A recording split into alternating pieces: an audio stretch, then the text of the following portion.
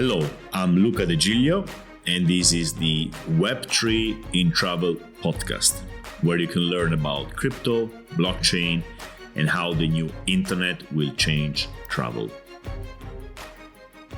In this episode, or maybe episodes, I will go through the guide I wrote about stablecoins in travel. I will basically read again, not read it to you, because reading stuff is boring, but I will try to go through it chapter by chapter and basically comment it together with you here in the podcast. And as I do it, I will probably do some changes too, because this guide is version 1. Actually, I am at version 1.4.0, meaning that I've done already several changes, both because I reread it and because I got interesting interesting feedback from a few people. At the moment, I got very good feedback from Beat Blazer and from Sam Jarsma. Sorry if I don't pronounce the names very well. As I was saying, I am pretty confident in the part about stablecoins, so crypto, blockchain, and I'm not that confident in payments. That's one of the reasons I wrote the guide to learn. And again, I really hope this can be a platform in which the industry kind of crystallizes the latest knowledge about the matter of stablecoins in travel. I do not want this guide to be, my saying, the final say on the matter. I want this to be the start. And maybe a year from now, we come back to this guide and it's completely changed and adapted to the latest news. Because one of the aspects of this, adoption of stablecoins in travel is that it's going to change the landscape a lot. So I don't want to write a book about the internet in 1995, which is already old in 1998. You know what I mean? I want it to be fresh in 2026. So hopefully I get enough feedback and interest that I can keep this guide alive and always a good point for anyone who wants to, a good starting point for anyone who wants to learn about the subject. So why did I write the guide? Well, I wrote the guide mostly because Stripe acquired Bridge for $1.1 billion, and Bridge is a stablecoin company. And this gave me the signal I had been waiting for a long time, like blockchain technology becoming an integral part of the travel industry. Now, Stripe is not a travel company. It's much bigger than that. But it's used in the travel industry a lot. So I'm expecting this decision from Stripe to have many consequences also in the travel industry. Stripe did this because something earlier happened, and this is the GENIUS Act from the US administration, which, and I keep it short for you, basically made stablecoins legal. Before that, we had a very strong attack on crypto in general and stablecoins too by the previous administration. With this administration, they basically made them legal. So now companies who were waiting for some kind of signals like this started moving, and we've seen a lot of movement. On the other end, there's the MiCA legislation in Europe, which is also clarifying many things. So we have regulatory clarity and companies are moving and stuff is happening. Now, let's go through why stablecoins make sense in the travel industry. Now, to be honest, again, this is not about the travel industry. This is like stablecoins in the payment industry and consequently in the travel industry. Let's see why they make sense. Well, first of all, because the travel industry is particularly damaged in a way by the fact that the payment framework today is so slow and expensive.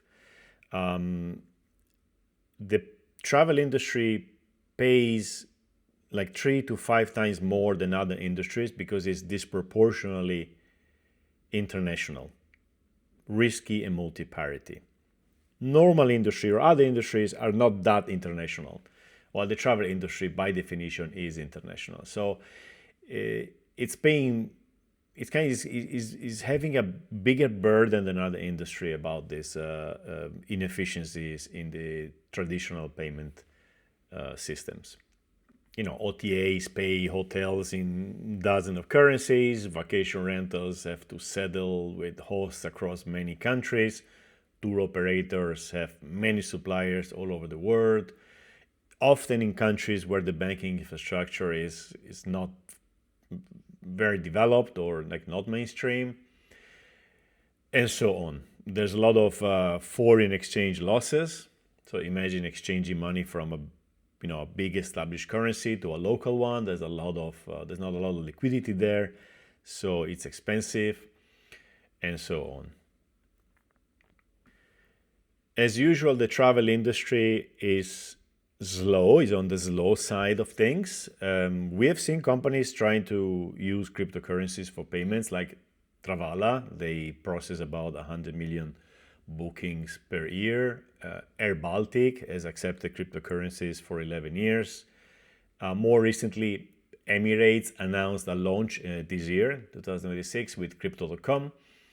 You may remember Crypto.com from Matt Damon advertisement, be bold, and then everybody lost their money. So that's it. I hope nobody remembers that, actually. And so there's been this kind of approach, which is pay with crypto. But I need to clarify this from the beginning. When we say crypto in travel, we don't mean, at least in this guide, I'm not focusing on that. I'm not focusing on people paying with cryptocurrencies, which will be the best thing ever. I mean, let's start from this, okay? If I have to pay, let's say I'm an OTA and I have to, and I collect money on behalf of hotels and I have to pay them their part minus my commission. And if they accepted stablecoins, and if I used stablecoins as an OTA, the price will be maybe 100 cents per payment. I could multi-send to 1,000 different companies in a matter of minutes, and they would receive the money immediately with no exchange rate issue, because I'm sending maybe stable coins in dollars like USDT or USDC. The settlement is immediate. So basically all the problems, and I haven't gone through the problems yet, but we're going to go there later. All the problems that the current payment infrastructure has will be solved magically. Now, the thing is, this is not going to happen in the short term.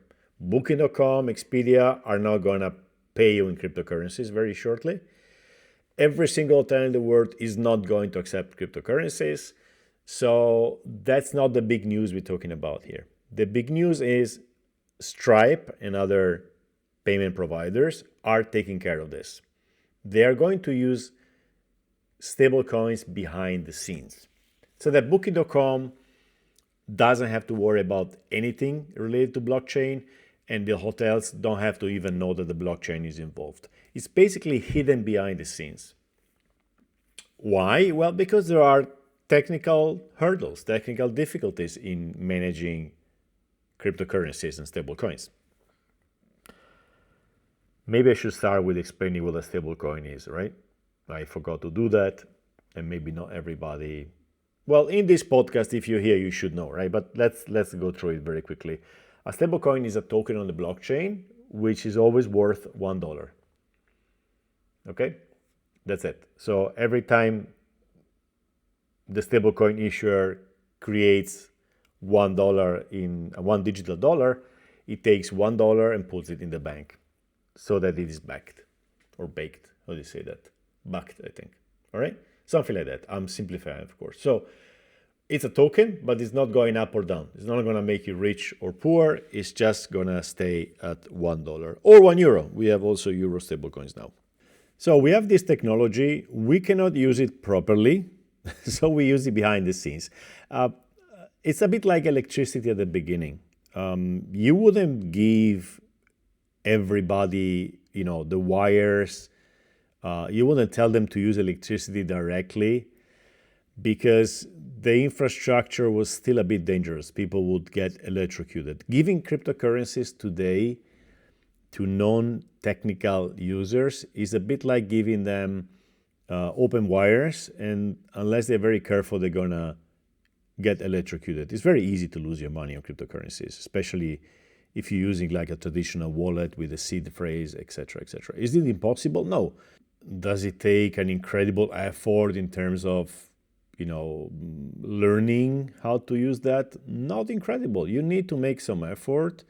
You need to learn, but that's probably too much for organizations like hotel, which are low tech, basically. The cost of one mistake is very, very high. Sorry if the voice changed a little bit. I'm trying to tweak the sound. I have a new microphone. So now that we clarified that we are not dealing with pay with crypto, but we are dealing with Stripe is moving away slowly from the old infrastructure to a new infrastructure, which is going to use in parallel, and it's going to have big savings, maybe it will pass those savings to us. I certainly think so, because going back to another metaphor, this is the moment in which the phone calls moved away from copper cable to the internet. I've done this parallel a million times in the podcast, but let me remind it. Once upon a time, when I was young, a phone call was very expensive, and you could only call, right? You could call someone on the phone, pay a few euros per minute if it was international, and because the telecoms were using very old infrastructure. Then slowly everything moved on the internet. Every call moved on the internet, so on a new decentralized technology. And today's calls are free. I can call you for free on WhatsApp. They have voice messages, they have video. We can have, Google Meet and Zoom calls for free, basically. That's how big the change has been in the communication. And that's how big the change is going to be in payments. Payments will basically be free and instant. Not only that, they will be more than now. Now we are happy if we are able to pay some money in not too expensive way, and it doesn't take too long. Like once upon a time, we were happy if our call went through and we could, not sell a kidney to make a call. And today we are not happy if our Google Meet call is slightly lagging. That's where we're going to get with payments. They're going to be immediate, basically free, and we're going to add stuff on top. Maybe not video payments, maybe not payment messages, because this is not what happens with payments, but other kind of things which we're going to get into later. And most of them we don't even know yet. So let's see a little bit, one by one, the advantages of payments on the blockchain. Number one, the costs, especially cross-border international costs of payments, are going to be dramatically lower. As I was saying, they could be basically free if people use stablecoins, right? If companies use stablecoins. They're not going to be free because we're going to use Stripe or other similar systems, and they're going to make money on it. We could have it. We're not going to have it because it's technically difficult and risky, so we're going to have to pay somebody to do that. But though this somebody is going to use some much more advanced technology, and so we're going to be better off. So payments are going to be cheap. I think that's what we can remember at this moment. And we could stop here. I mean, payments are very expensive. If they are 10 times cheaper, now I'm saying 10 times, could be 5 times or 100 times, who knows, right? But if they're cheaper, that's already one big reason to allow our payment providers to change technology. We don't have to do basically anything, right? So that will be already enough for, to consider this big news. But there's more. The famous one more thing. Actually, no, there's many more. So, okay, we said cheap. Number 2, settlement in minutes instead of days. What does it mean? Well, it means that today when you send an international payment, that money goes in a kind of a black box You don't know what happens. You know that the money left your account. You know that the money hasn't yet arrived to the recipient's account. It is somewhere in the banking system. Sometimes it's even lost. It's not a big problem in the sense that it's not lost very often, but sometimes it is lost. And this proves that the black box is indeed a black box. And then one day, it kind of, surfaces on the other side. It's gone through. Everything is great. 3 days later, the money arrived to your recipient, and everything works. That means that you have to kind of hold your breath until the money has arrived. It's in this limbo, quantum Schrödinger cat situation. It's paid and it's not paid at the same time. The moment you look, it's still paid and not paid. And then one day, Christmas, the money has arrived. Yeah, fantastic, great, incredible technology. I'm able to send money on the other side of the globe in just a few days, and I just have to be lucky so that the money arrives and there are no problems in the middle. You see, everything is relative. 50 or 100 years ago, that would have been considered like magic. Today, we are kind of tired of it, right? With the internet, we shouldn't be in that situation. But anyway, there we are, and the solution is close. So we already have very cheap payments, and the money arrives instantly. Again, that's enough. We could stop here. But it doesn't stop here. Point number 3. Full-time availability, 24/7, 365. Banks close. They have banking hours. They have holidays. When I lived in London, they called them bank holidays. I never really know why. But yeah, banks close. And if the bank is closed, everything stops, doesn't it? So banks are open 40 hours a week. Banks in other countries with different time zones are open 40 hours a week, different hours. So things kind of seem to work only when they're open at the same time. Again, I'm not an expert in payments, but I kind of understand why things are slow. That's one of the reasons, right? Crypto is open 168 hours a week compared to the 40 hours a week of the banking system. And 168 hours, if you don't want to do the math, is basically every day, every minute, every hour.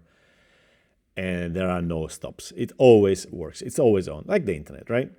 Now, imagine if the internet was open 40 hours a week and you can only connect 40 hours a week during office time.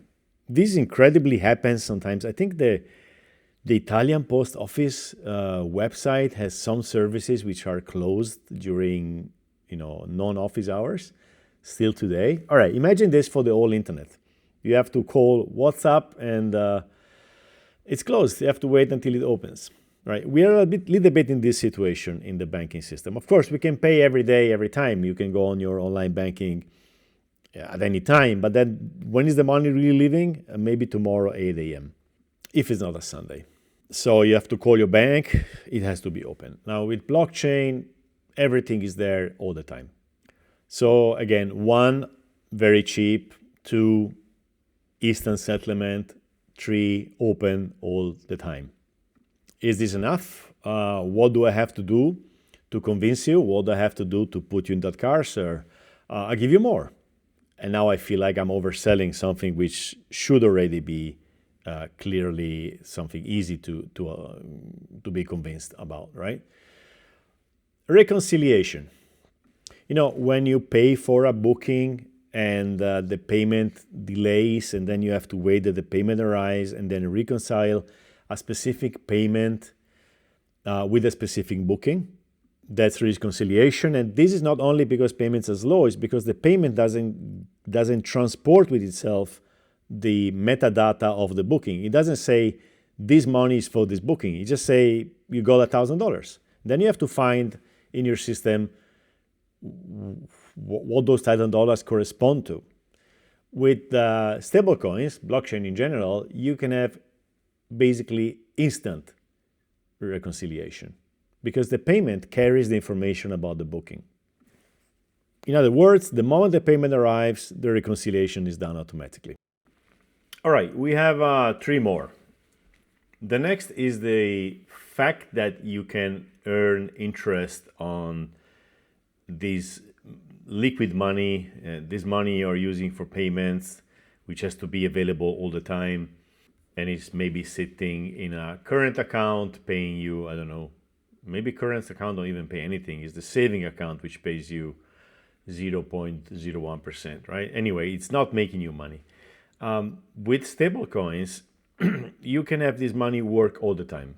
Basically, if it's not moving, if it's not being used to pay, it sits in an account, and this account can earn up to 4% per year.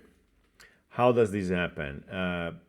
If you've been listening to my podcast for a while, you know I talked about DeFi, and I talked about how DeFi in the future will be used in the travel industry for various reasons. And one of the reasons is now materializing, which is earning yield on your money.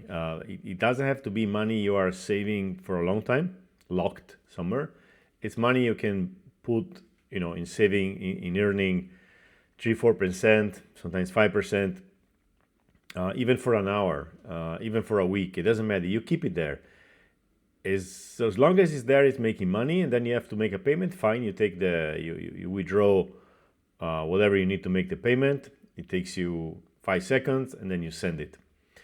How does this happen exactly? Again, this is DeFi, decentralized finance, and this is specifically lending. So what you'll be doing with this is that you lend your stablecoins to someone, and that someone is paying you some interest to have them. Now, I know it may sound scary, but in decentralized finance, we haven't yet found a way to allow non-collateralized lending, meaning that if you are lending $100,000, somebody has already put in a smart contract basically more than that. So if everything goes wrong on their hand, they cannot pay you back. You're going to get your money back anyway. Now, why will people pay you 4% to lend your, let's say, USDC if they have more than that? Why don't they use their own money? And there's many reasons for that. Maybe the money they have is somewhere else. They don't want to move it out. Maybe they want short-term liquidity. They want to lend it for a week or something without selling their assets. Or maybe they operate across borders and the banking is low and expensive. So often these people borrow this money from you because they want to make some kind of transaction. Maybe they need it to speculate on something or to buy something else. There could be many reasons. And this is not something, the concept doesn't come from decentralized finance, it comes from finance. This happens all the time in finance. And they pay you this interest. It may seem a lot, but if they borrow it from you for a week, it's not a lot. It's 4% a year for a week. It's really a little. Maybe they earned, 10% on an operation. So the big difference with finance is that these operations are very easy and fast and very cheap to do technically. Again, we are back to the metaphor of the letter. They don't have to write a letter to their broker to borrow some money. They don't have to write a letter to the bank or go through the banking app and do a lot of clicks to do the operation. It's just a few clicks. Everything is done on chain. Can be even programmed, so it's very easy and cheap to do and fast. So decentralized finance has made these kinds of operations very easy. And so when you're borrowing this, when you're lending this, you're not lending this for a week to that person. You are putting it in a pool where people can take it from. And behind the scenes, lots of people are borrowing from you, giving it back to you. Somebody else borrows, and it's all behind the scenes. What you have to know here is that there is a way today, and that's already happening. It's been happening since 2020 actually, but now it can be something you can basically start doing this without getting into the weeds of DeFi. there are ways to lend your money and get interest. This is not a company telling you, give me your money, I give you 4%, and then they go out and do whatever. This is you dealing with the internet in a way. Again, it's native. You see everything which is happening. The smart contracts are transparent, so you know what's happening to your money, and you can take it back every time, at any time, for in a matter of seconds. So I can imagine a company which is dealing with lots of payments, and now can take this capital which is not producing any money and have it produce some money. In the guide, I wrote technical note about this, which explains it a bit more in detail, but you can go back to my podcast episodes in which I speak about this more deeply. All right, number 6. We are just 2 to go. We have 7, right? Number 6 is programmability. As I was mentioning, you can program this money. You can make it do things based on other things happening in a way. You can basically put money inside your script. So whenever you need something to be automated, you can now do it. Before, you had to maybe have an API with your bank. Let's make an example. Let's say you are an OTA and you have to pay commissions to hotels, right? Now, and again, this is not my core expertise, but I suppose it works more or less like that. You have the bookings on one side and you have the payments on the other side. You have to kind of reconcile. So you have to look at the booking. How much do I owe to this hotel? Okay, I owe $1,000. And you merge them into one operation, one payment, which goes to the hotel, but they are kind of separated because the payment is happening on a bank. You have to put record the payment in a database, connect it to the booking. It's a whole manual process. Or if not, manual is, I'm sure there are software to do that, but again, it's dealing non-natively, is reconciling these things, maybe automatically, but still you have to do the operation. What can you do with stablecoins? Well, stablecoins can automate these payments through a smart contract, and they can have metadata on top of them. So the payment can have also information about the booking reference, the stay dates, the commission percentage, the supplier's ID, etc. And it can be completely automated. So the smart contract may be waiting for a transaction. And remember, smart contracts never do anything automatically. They need a transaction to trigger something. So the OTA marks in their software that a service is completed. And without waiting for monthly invoicing or reconciliation, it sends a transaction to the smart contract, which automatically sends the payment. And that removes a lot of checks and extra work. Now, when I say that smart contracts need a transaction, it doesn't mean that they are not automatic, because you could have, for instance, a script, a cron job is called, which checks what time is it or what day is it. And if today is one day after checkout, it sends a transaction automatically to the smart contract, and the smart contract knows that it has to pay the hotel commission for that specific booking immediately. Now, you don't like automatic things to that level. Maybe something happens on the booking which you still want to verify it. It's programmable. You say, okay, prepare the payment and give me a list of payments I have to approve. So all you have to do at that point is to approve. Let me give you a few more examples, because I think I mentioned this somewhere. The fact that the money becomes programmable, and when the travel industry really starts using this programmable money, will cause the birth of hundreds of startups offering services like this.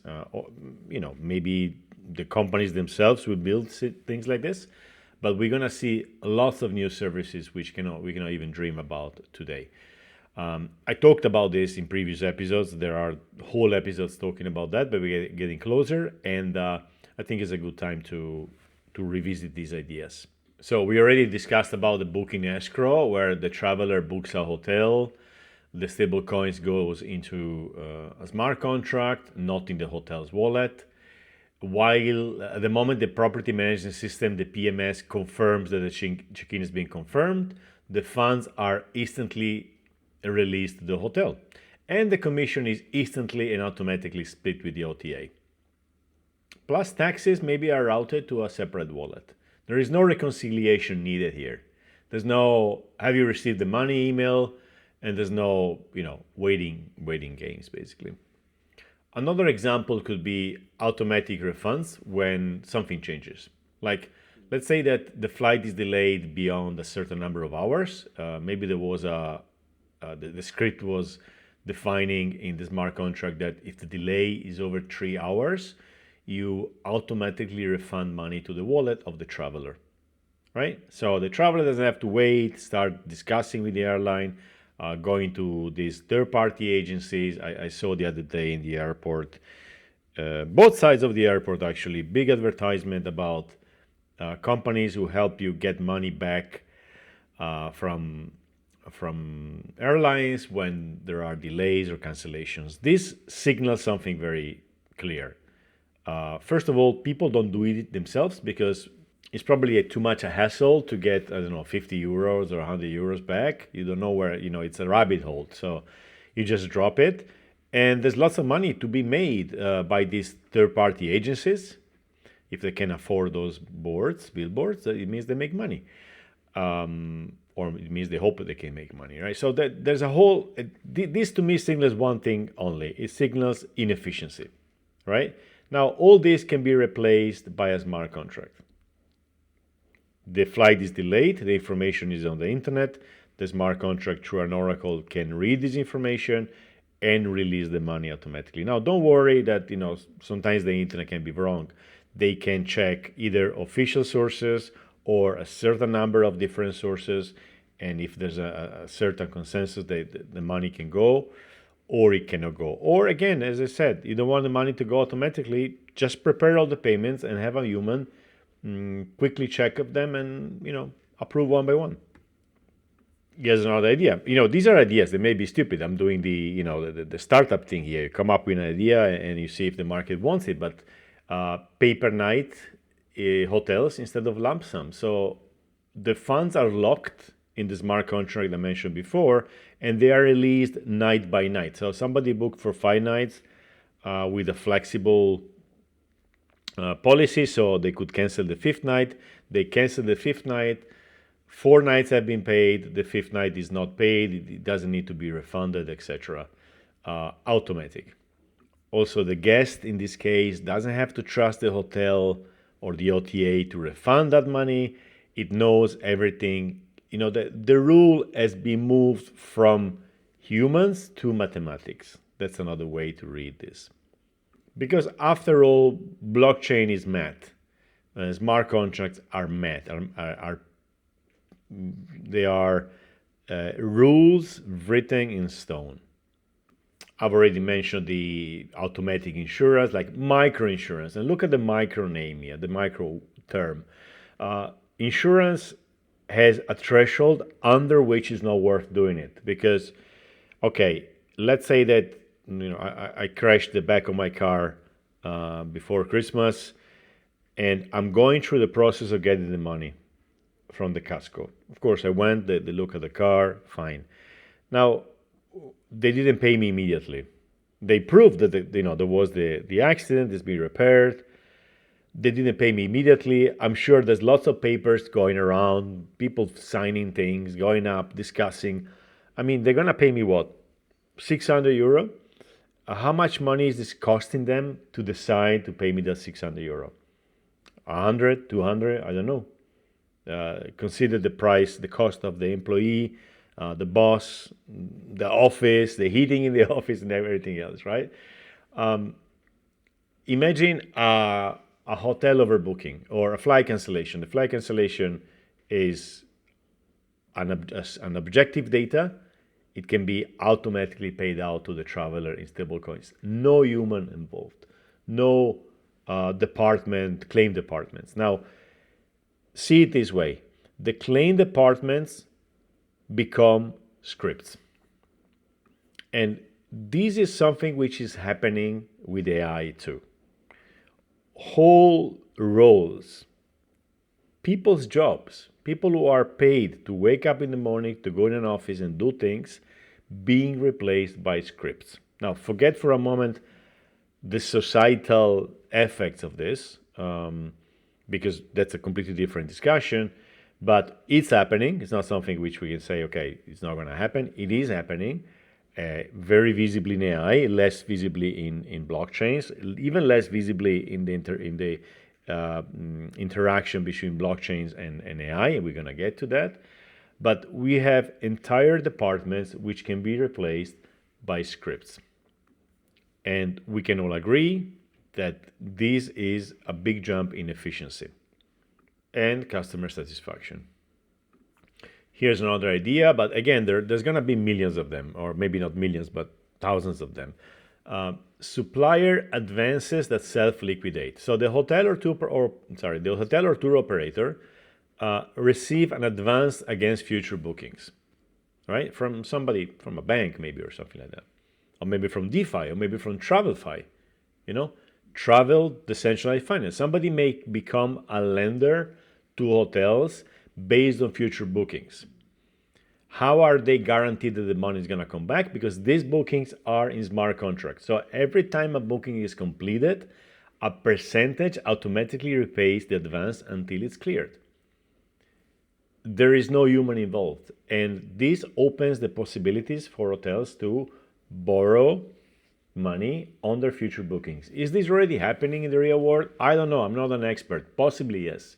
But if this is happening, I'm 100% sure this is not an easy process. You have to go through, there's companies doing that, there are contracts to sign, etc., etc. And then you have to pay it.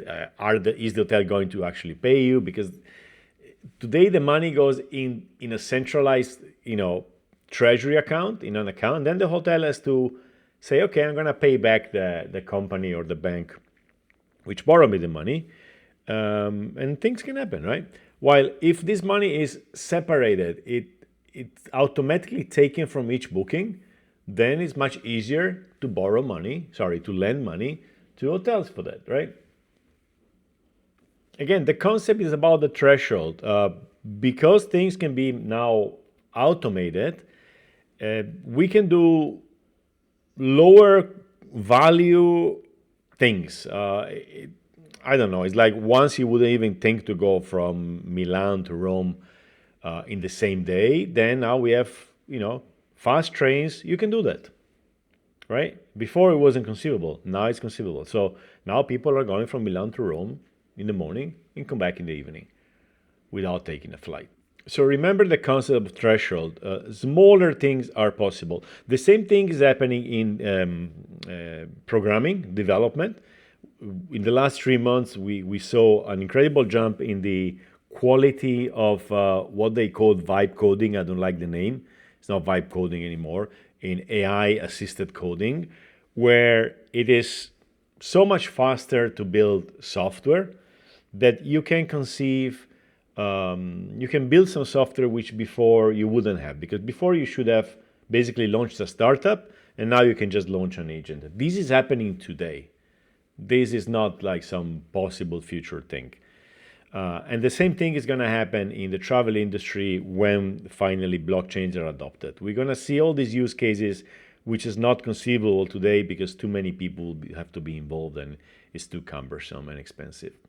So in a way, to close this chapter, before stablecoins plus smart contracts, we have, like today, so let's talk at the present, we have processes, and then we have humans which have to execute every step of the process, right? So humans have to decide, shall I pay this commission right now?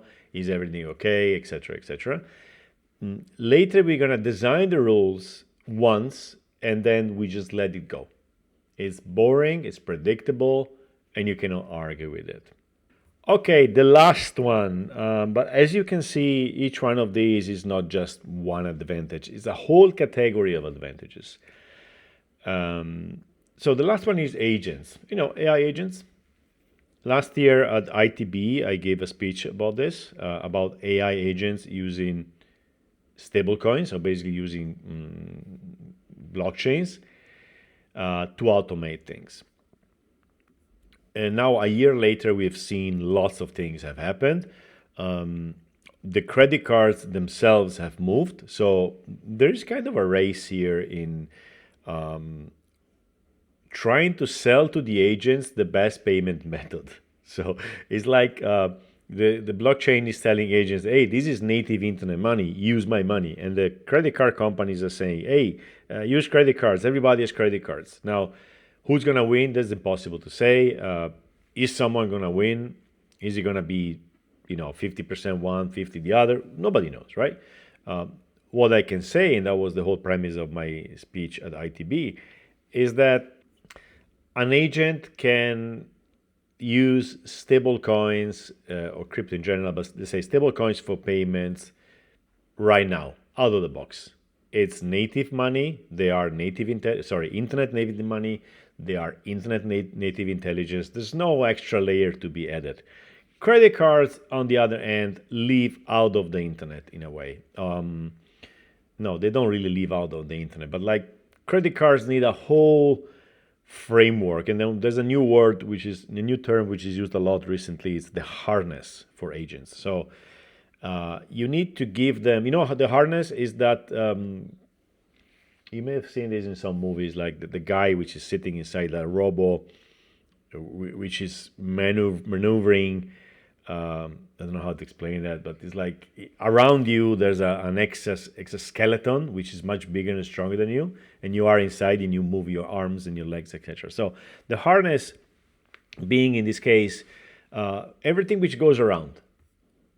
And this term is very used now in AI coding because you have the LLM, right? You have Claude Opus 4.5 used inside Claude Code. Claude Code is the harness, or Cursor is the harness for all the language models included in it, right?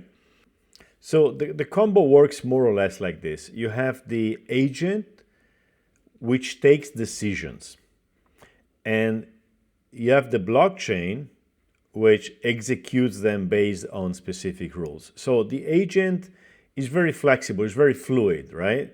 It's a cognitive layer. It analyzes many things and takes a decision. The blockchain is the part where it says you can take decisions inside these limits, right? Because the smart contract will not allow you to send money to an address which is not being hard-coded or is not in the list. You can do all your magic, right? You can do all the AI deliberation. You can do consensus with 3 different AIs. You can do everything you want. But when you come to the blockchain, there are rules, and you have to respect these rules. And even if you don't want to respect these rules because you are an AI which went rogue, it doesn't matter. There is no way you can do things out of those rules. Now, compare this to using a non-blockchain based, rule-based system, right? There's something in the code where the AI may find ways to even change the code sometimes. So now we're going a bit too much into science fiction here, but this combo is very powerful. One is the one which decides things, and the other one is the one which says these are the limits, and just stay within these limits.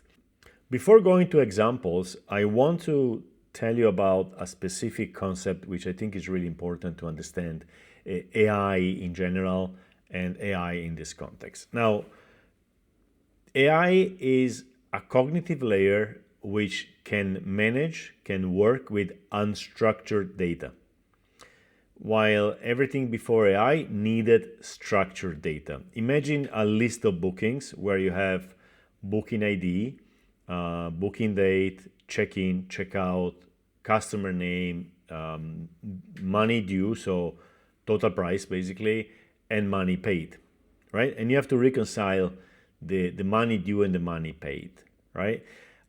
Before AI, you had to feed the software with structured data.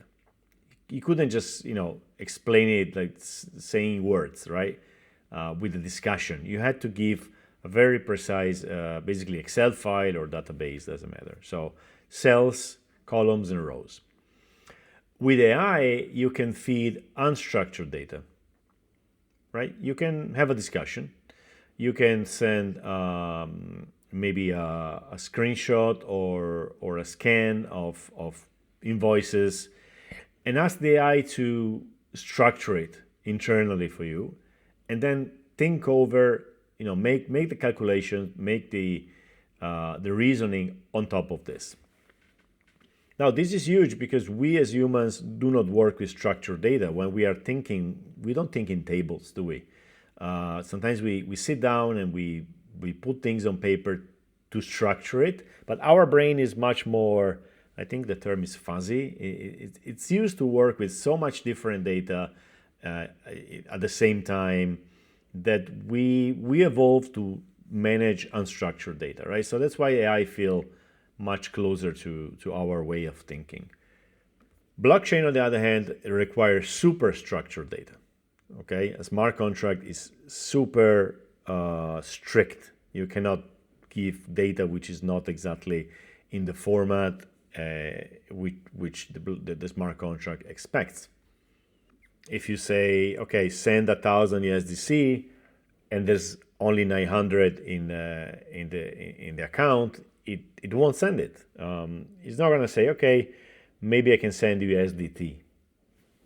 You could program that, but then maybe the USDT today is worth a little bit less. Maybe that customer doesn't want USDT. Who knows, right?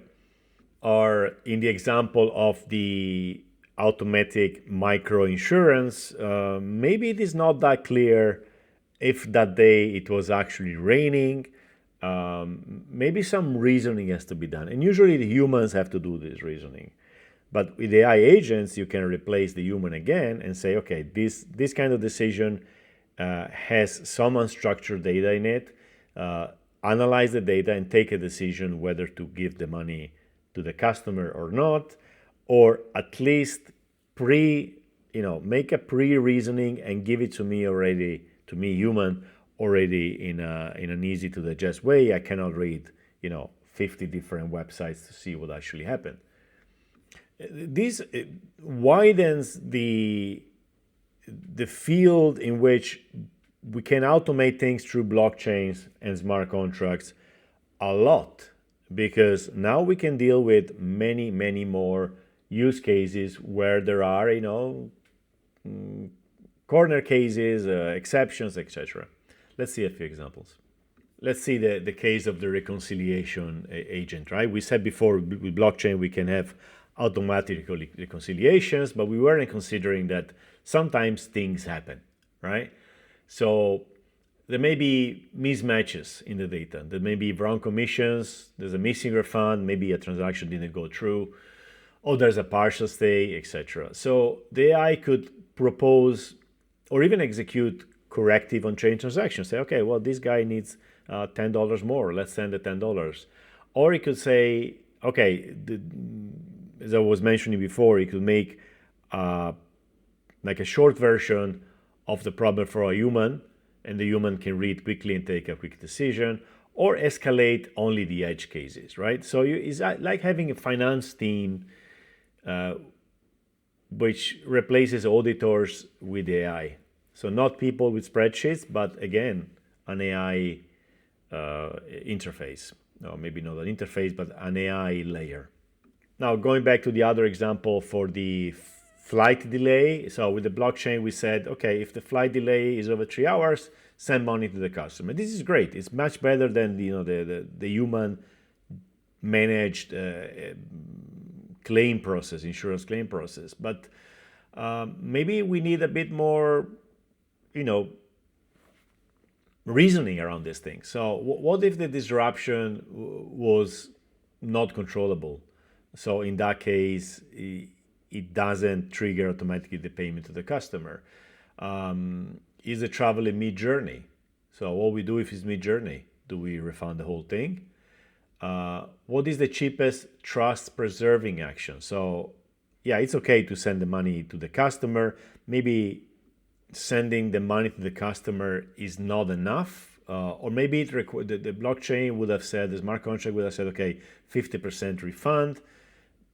And maybe this destroyed the trust with the customer. We can have the AI escalate this with a suggestion to review it manually.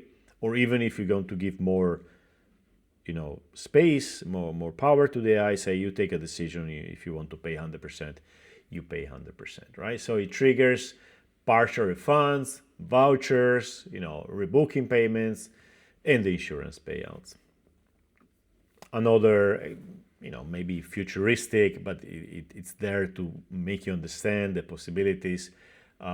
Use case is contract negotiation for agents, for suppliers. So maybe an agent which negotiates for you. It can simulate booking volume scenarios, propose smart contract terms, and even deploy updated contracts on chain. So maybe, through proxy smart contracts, change some parameters, or even, deploy those smart contracts so that you have fewer sales calls, less PDFs. There's no, the version 17 final, then final PDF disasters and stuff like this. And then remember I mentioned about the treasury, which can generate yield. You could have an agent which decides, not based on fixed rules, but based on many other parameters, how much of this put in the smart contract to earn yield, how much to keep really liquid for sub-minute or sub-second payments, etc. So the cash you have is gone from sitting idle in the bank account making no money to manually moving it to lending DeFi smart contract and making money, to cash behaving intelligently without human micromanagement. A bit like, your car decides to put more or less fuel according to the elevation or like inclination of the car, stuff like this. So when you insert AI into the mix, you are basically removing humans from being the glue between systems, because the AI agents can interpret messy reality, unstructured data, as I was mentioning. Stablecoins can execute clean outcomes. That's a perfect combo for making things much easier and better. So there you go. These were the 7 advantages. Let me give you a further simplification, which may be useful. So borders are gone. Money is instant. Money never sleeps. Bookkeeping is already done. Of course, that's an exaggeration, but lots of bookkeeping is already done. The money grows and the money is smart. Now, if you found this interesting, go to stablecoins.tripscommunity.com. The whole guide is there. Read it. Feel free to comment it. You can share parts of it on LinkedIn, or you can discuss inside the stablecoin guide. You just need to log in with a Google account. You can even discuss with the AI in the sidebar. And also there's a button which is news, which if you click it, it gives you the latest news about stablecoins in travel, search to Perplexity. So it's a whole little platform I built to make this guide the reference point for the industry about stablecoins integration. Thank you for your attention on this matter. Bye.